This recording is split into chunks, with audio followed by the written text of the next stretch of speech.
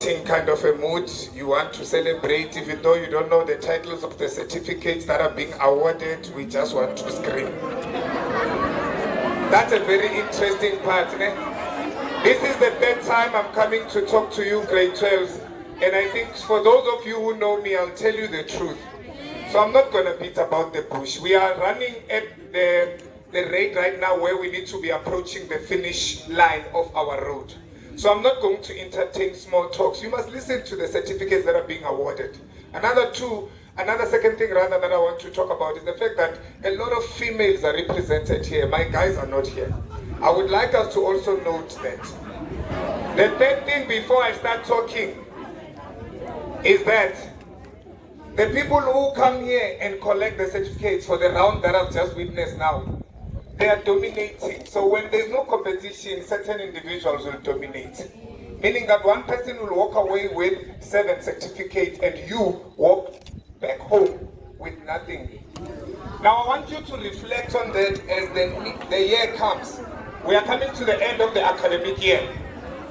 The reason why some of us will not make it in life is because we are not listening. Right now I'm talking to you, Aninglalela. God gave us 2 ears and 1 mouth, and it's for a reason. For us to speak less and listen more. Because when you speak less, whenever you do speak, you make sense. But when you don't listen, you are waiting for an opportunity for you to say something, and most of the time, it doesn't help improve anybody's life. Shai Zanga, you don't understand what is happening here. I will not stand here and promote that because I believe in Windmill Park Secondary School and I believe in quality in general. I speak quality, I walk quality, I wear quality, my thoughts are quality.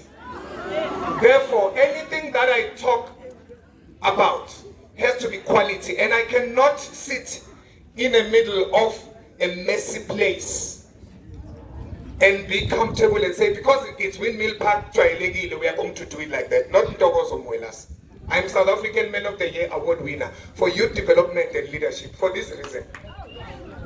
I'm here to say to you, you are approaching your finish line. Few things that I want to share with you is check yourself. Check yourself. Each and every grade 12 here, come back to reality. Forget about the DJ and the music. It's supplied by a businessman who is doing something for the community. What are you doing? You are dancing, you are clapping, you are screaming. Later this year, early next year, we'll be screaming sorrows when your results are not reflecting what you believe you should be getting. But your actions were not anywhere close to getting a level 7 kind of a pass. I'm sure you thought this was going to be a party for us to just talk about comforting weight so that you feel good about yourself. It's not. I am here to remind you, grade 12 learners, that in the next few months, whatever decisions that you've been making, I came here in this school early this year, and I'm happy to come now as we are doing our last talk and preparing you for the final exams. But I would like for you to remember that the things that I'm talking to you about are things that we have shared with you early this year. So it's not a thing of we are coming in now because we are about to write the exam, it's too late. I have said a few things that I'm going to repeat today that I said to you a few months ago. And I'm saying to you again, a few months after this month of October. After this month of October, the 20th of October, sooner or later, if you reflect, if you're a person who is matured in your head and you're not just influenced by your friends and it's nice to scream and it's all good, we did all of that. I too, in Bonseng Secondary School, I did that. It's not new. So I'm not criticizing you being young. But if you're a young person visionless, if you're a young person, no work, you're just living. You know, there's a difference between a person who has life and a person who is just living. Most of us are just living. But a person who has life knows why they are sitting in that chair. You know why you are sitting in that chair. And you know one day why your teacher is standing here and you are sitting down and you are listening and you are in the receiving end. Sooner or later, things will change. You will move from that chair. That uniform you are wearing that makes us all unified, which is why it's called a uniform, will be removed from your body and you will be exposed. What kind of a home you come from, There's no more feeding scheme.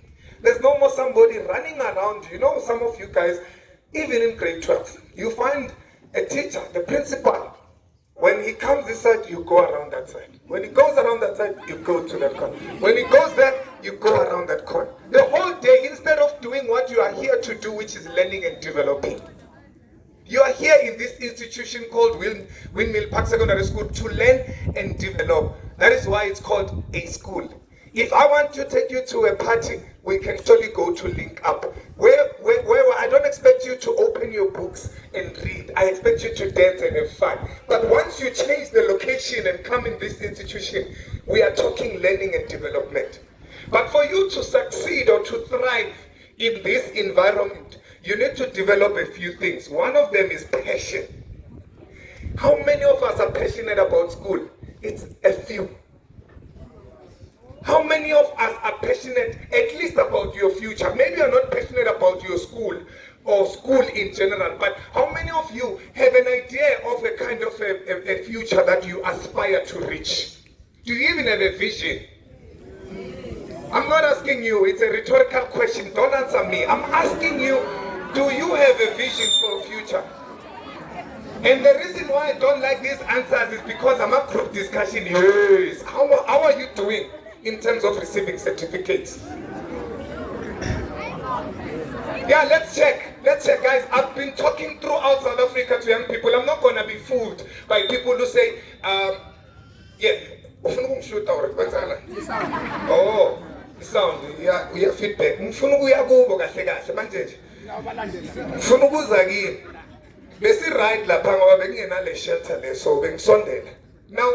I want you to understand that if you don't have the passion that drives you, if you have nothing that makes you wake up except malion care no gudla kwamahala or nabantu abazokupusha, sooner or later those privileges will come to a stop.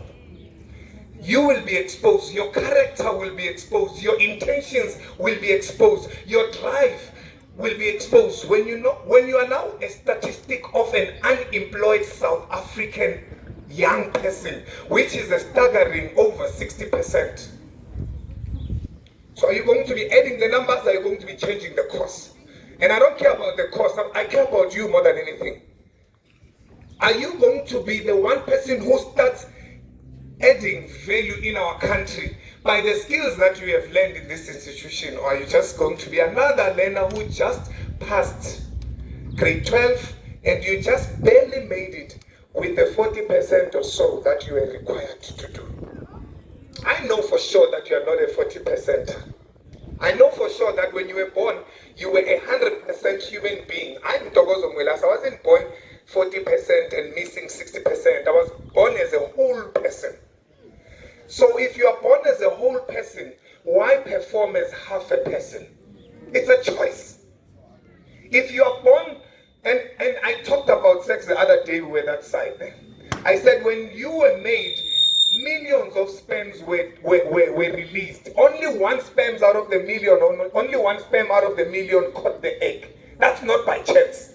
It means that you were supposed to be here. Whether through rape, or it was consensual, or it was marriage, or your parents' divorce, I don't care. But your reason to be here is not a mistake. No matter, you can think that where you come from, you're Shupega, but that's what you are born to, but you are not a mistake.